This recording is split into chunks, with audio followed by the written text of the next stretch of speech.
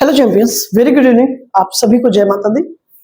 Right, तो कल introductory class हमारा आर्टिकल पे हो गया था।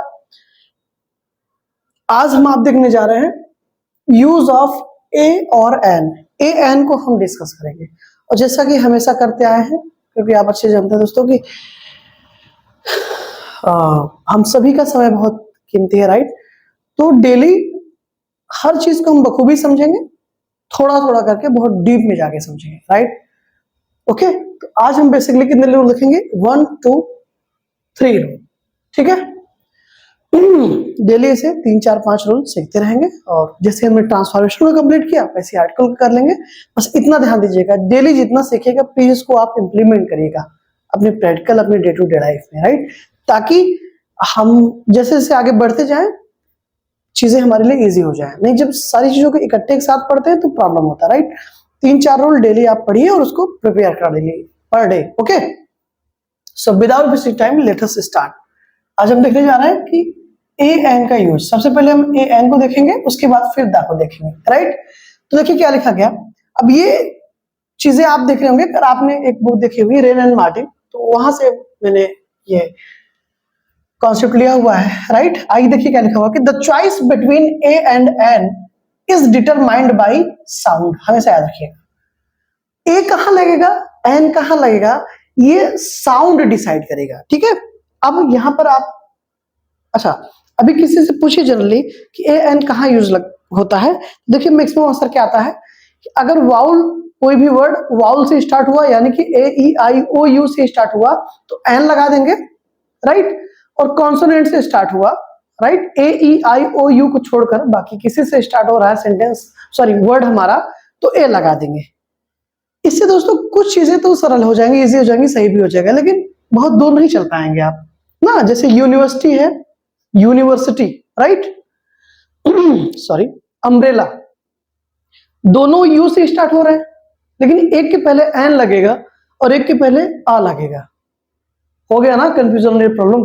यू तो, अब आप सोच रहे सर यू तो वाउल है। बिल्कुल है, मैं कब मना कर रहा हूं, बट वाउल क्या है, कॉन्सोनेंट क्या है, इसको देखकर कभी ए एन नहीं लगेगा। हमेशा we have to remember, we have to focus on sound. Sound कैसा आ रहा है, तो बेसिकली हम आप ये समझते हैं साउंड को कि साउंड है क्या।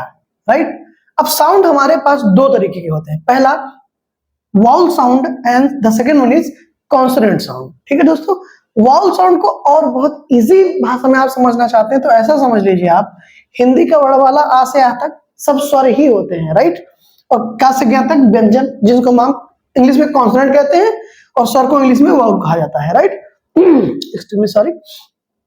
ओके, अब ई एन लगेगा तो जिस वर्ड के, ध्यान से सुनिएगा जो मैं कहने जा रहा हूं, जिस वर्ड के पहले आपको ए एन आर्टिकल में चूज करना है कि हम ए लगाएं कि एन लगाएं, तो याद रखिएगा जिस वर्ड के पहले आपको लगाने हैं उसका फर्स्ट लेटर का प्रोनाउंसिएशन चेक करिए। क्या चेक करना है? प्रोनाउंसिएशन उस वर्ड का। अगर वाउल साउंड होगा यानी कि उसका इनिशियल साउंड क्या आ रहा है, आ से आ तक आ रहा है, ठीक है, तो हमेशा एन लगेगा दोस्तों, एकदम दिमाग से निकाल दीजिए, क्या लगेगा? एन लगेगा। लेकिन अगर कॉन्सोनेंट साउंड है, अगर वो वर्ड कॉन्सोनेंट साउंड, उसका इनिशियल साउंड जो लेटर का है वो कॉन्सोनेंट साउंड को प्रोड्यूस कर रहा है यानी कि का से ज्ञा तक, तो हमेशा क्या लगेगा?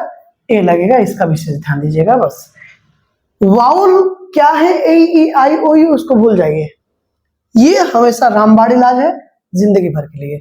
वाउल साउंड यानी कि आ से आ तक, किसी भी वर्ड का फर्स्ट लेटर का जो इनिशियल साउंड होता है वर्ड का, अगर वो आ से आ तक है तो एन लगाइएगा, अगर का से ज्ञा तक है तो ए लगाइएगा, समस्या समाप्त।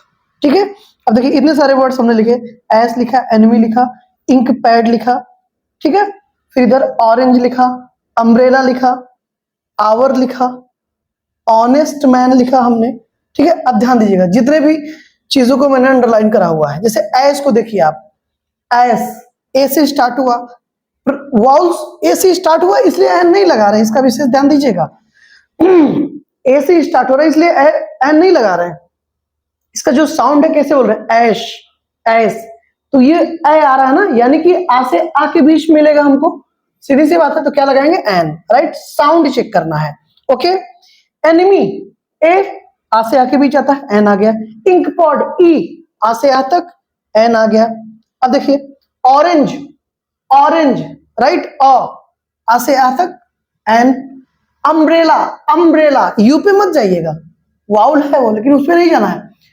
साउंड, इसका इनिशियल साउंड इस लेटर का, यू का क्या आ रहा है, वाउल साउंड चेक करते हैं ना, एन लगाना होगा तो, ए लगा होगा तो, साउंड चेक करो, आ। यहां पर यू जो है वो या का साउंड प्रोड्यूस नहीं कर रहा है दोस्तों, आ का कर रहा है। किसका, आ का। तो आ कहां आएगा, वाउल साउंड है हमारा, तो क्या लग गया, एन लग गया, राइट। अब देखिए एच, कॉन्सोनेंट, एच क्या है, कॉन्सोनेंट होता है, लेकिन ये प्रोनाउंस होता नहीं है, ये साइलेंट है यहां पर, ठीक है। इसको क्या पढ़ा जाता है, आवर पढ़ा जाता है, आवर। आ से आ तक क्या लगेगा, एन लगेगा, वाउल साउंड है, राइट। देखिए यहां भी honest, uh, an honest man.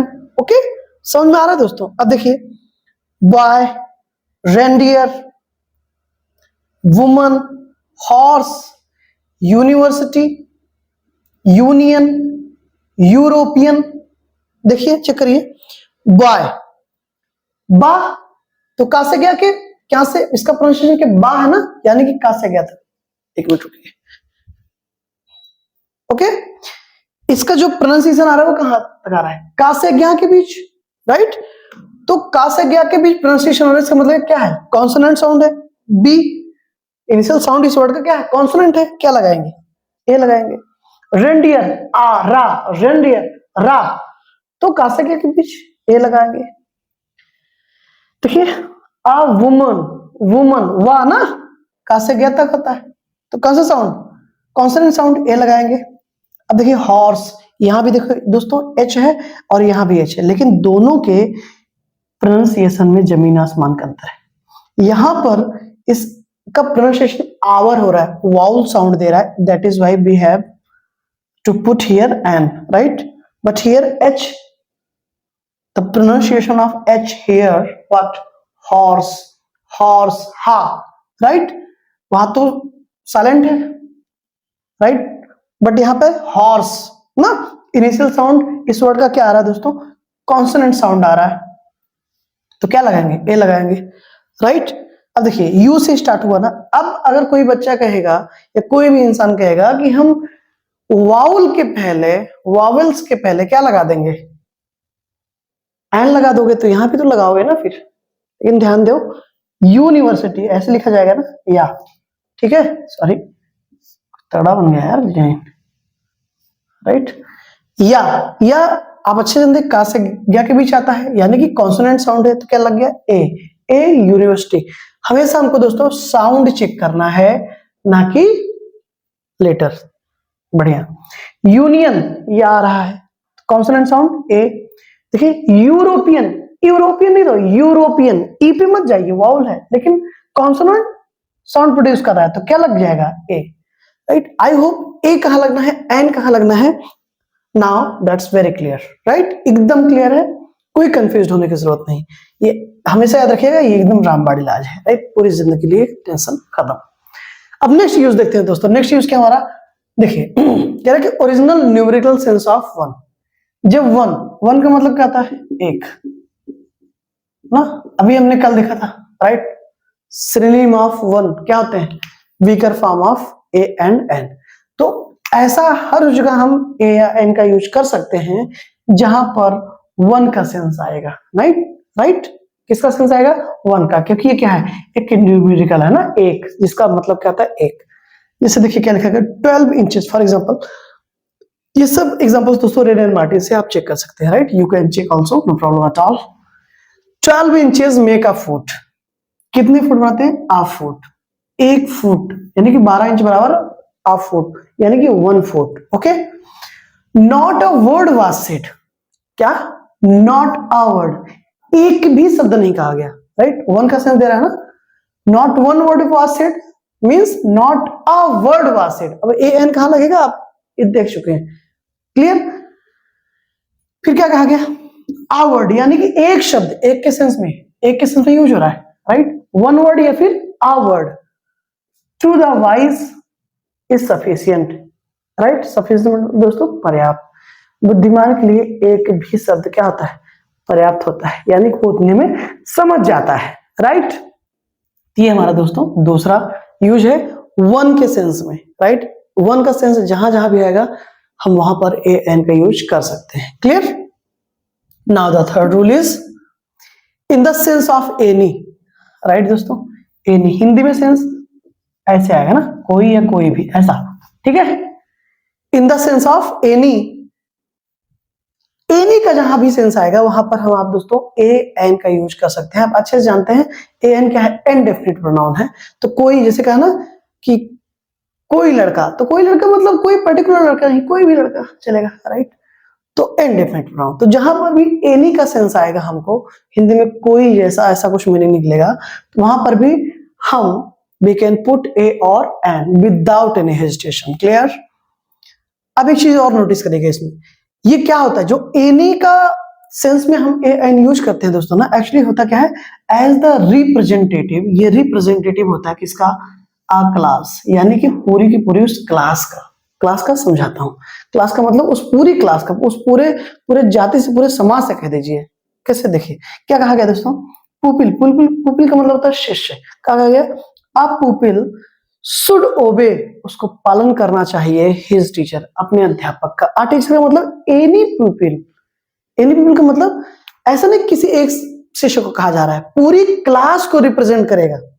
Any का सेंस में जब ए एन यूज करेंगे दोस्तों तो हमेशा देखिए वो पूरी की पूरी क्लास को रिप्रेजेंट करेगा। तो यहाँ पर पूरी क्लास को रिप्रेजेंट करने का मतलब क्या है कि सिर्फ एक शिष्य की बात नहीं हो रही है, दुनिया में जितने भी शिष्य हैं उन सभी के लिए कहा जा रहा है।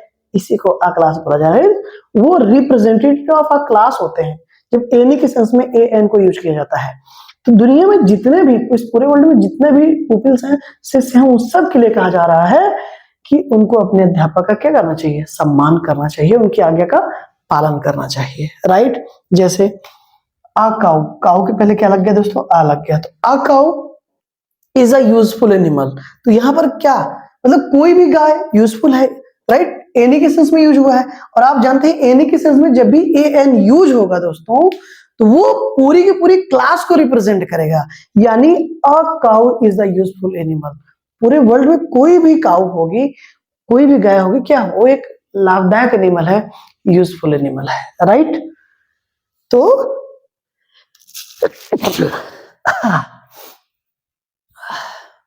जो काम है कोई बात नहीं, राइट। तो ये आज के दोस्तों 3 रूल थे, इन पे बेस्ड हमने एग्जांपल्स भी देखे, ठीक है। तो आज के लिए बस इतना ही, मुझे अभी कहीं निकलना है, राइट। तो अभी अपलोड हो जाएगा, तो आराम से आप देखिएगा। And if you have further, I am telling you, if you have any kind of issue और problem, feel free to tell me, no problem at all, clear. और थोड़ा सा लाइक या कमेंट्स अगर आप कर देते हैं तो मनोबल बढ़ जाता है, प्लीज इसका विशेष ध्यान दिया करें। बाकी आप अच्छे से सीखते रहें, अगर कोई भी कंफ्यूजन हो तो प्लीज बताइए, right. Thank you so much for this class. See you in the next class. Till that, have a great night. Jai Mata Di.